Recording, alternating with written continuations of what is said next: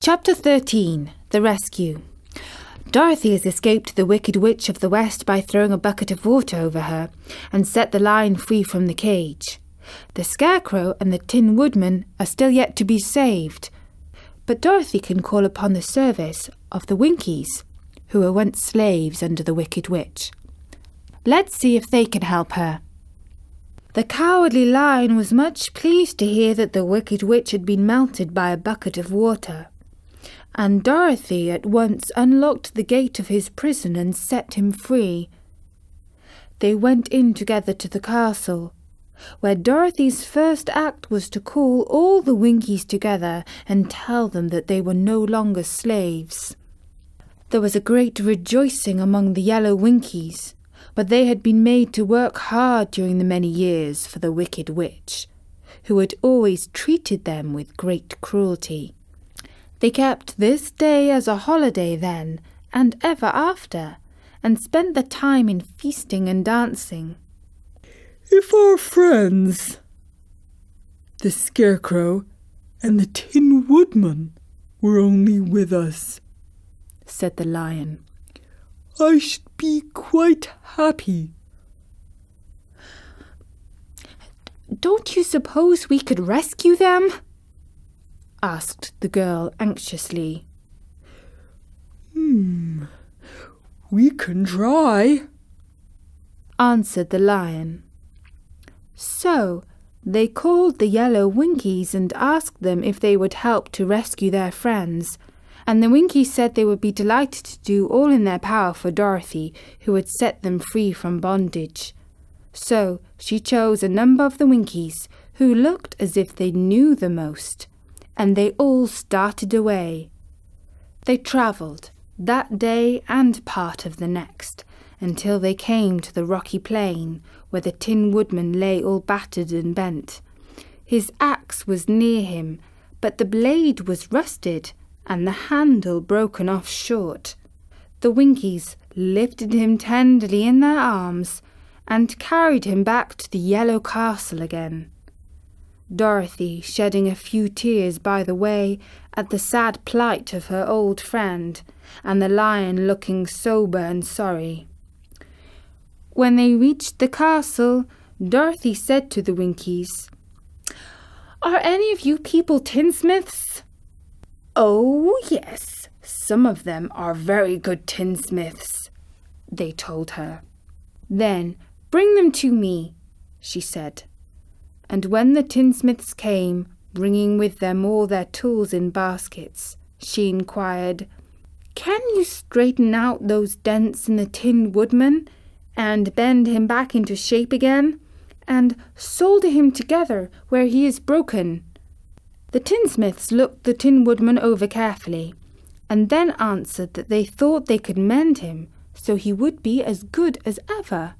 So they set to work in one of the big yellow rooms of the castle, and worked for 3 days and 4 nights, hammering and twisting, and bending and soldering and polishing and pounding at the legs and body and head of the Tin Woodman, till at last he was straightened out into his old form, and his joints worked as well as ever.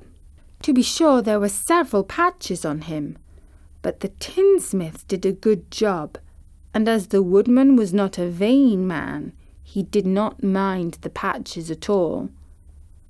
When at last he walked into Dorothy's room and thanked her for rescuing him, he was so pleased that he wept tears of joy, and Dorothy had to wipe every tear carefully from his face with her apron, so his joints would not be rusted. At the same time her own tears fell thick and fast at the joy of meeting her old friend again, and these tears did not need to be wiped away.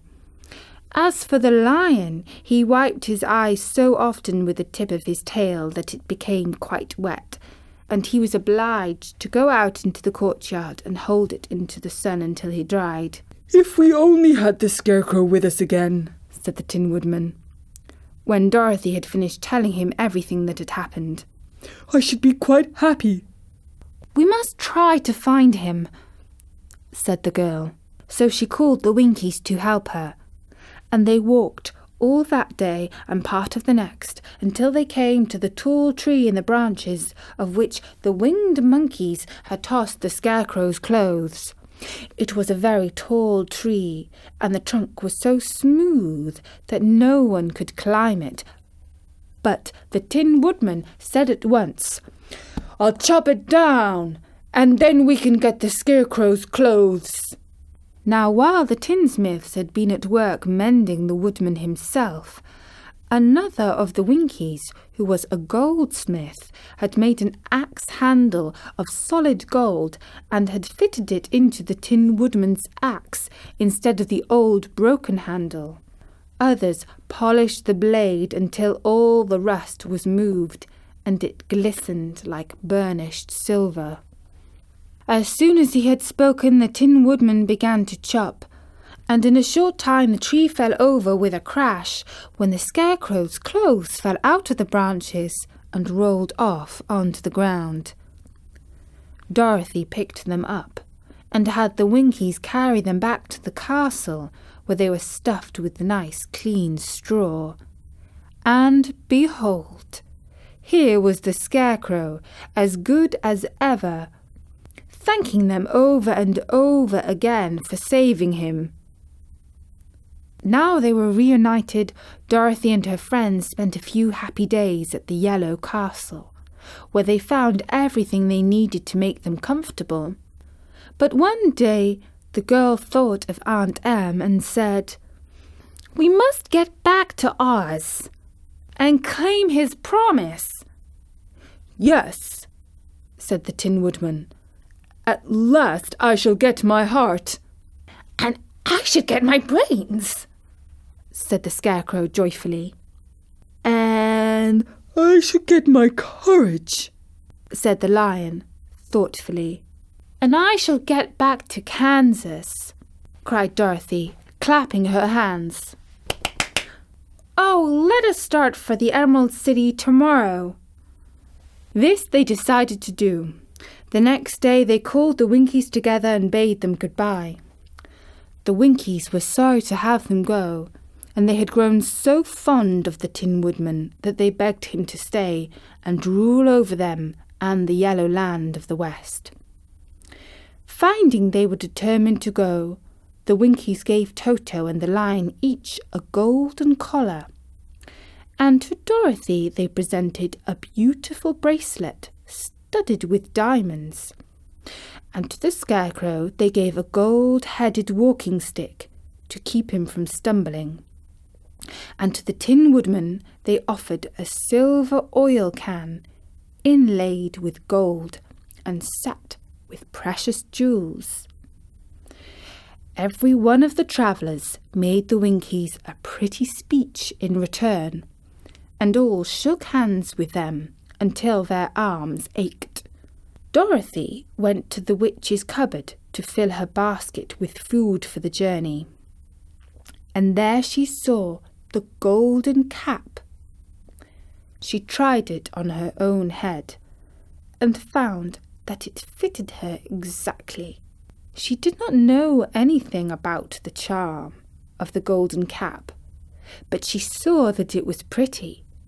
So she made up her mind to wear it and carry her sun bonnet in the basket. Then, being prepared for the journey, they all started for the Emerald City. And the Winkies gave them 3 cheers and many good wishes to carry with them.